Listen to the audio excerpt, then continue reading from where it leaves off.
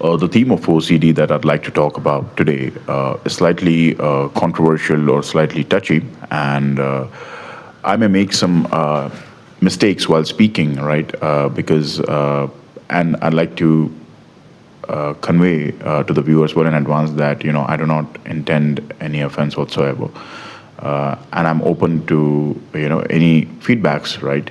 Uh, but this is sensitive merely because of the nature of the theme that that some people who have OCD can experience, right? This particular theme or this particular kind of OCD is called HOCD, which is called homosexual obsessive compulsive disorder. Now, the H represents, I mean, if it were up to me, I would have just kept it to sexual OCD, right? Not HOCD, right? Because a person with HOCD usually has doubts about their own sexual orientation, right? And let me tell you right away, if you have doubts about your sexual orientation, whatever it is that you suspect yourself to be, right?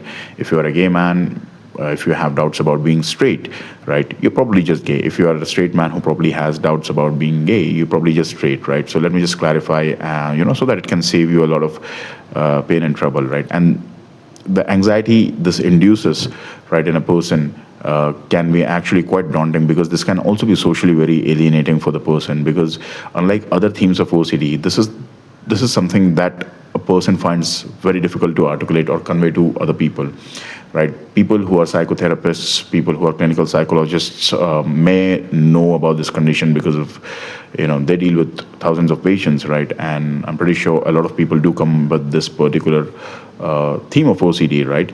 And usually what happens is, again, let me make this abundantly clear, right? There is no such thing as right or wrong orientation here. That is not what I'm saying, right? It's just that this orientation causes the person to doubt their natural orientation, right? And they may do this by constantly subjecting themselves to visuals or imagery, right, or situations, to see if they experience arousal upon being exposed to such situations, just to confirm their orientation, right? And what happens is, this can often, right, this is where it actually gets tricky, right? Let's say if you are a straight person, right, who has OCD, or who has doubts about their orientation and suspects, or has that obsessive thought that what if you're gay? What generally happens is you might subject yourself to certain situations just to see if you experience any kind of stimulation or arousal on exposure to those situations. But the thing is, sometimes a person with HOCD can experience sensation that is triggered by stress and anxiety, and that can be confused for arousal, right? And it can happen in the groinal area. Now, this is a very touchy subject, and I do understand it goes into the deep waters, but because of that sensation that they experience in the groin area, which is actually induced by anxiety and nothing else, right? They can, their doubts may worsen, right? Their fears may worsen. And again, this has got nothing to do with homophobia. No, I'm not suggesting that at all. As a matter of fact, it's nobody's business what a person chooses to do in their bedroom, right?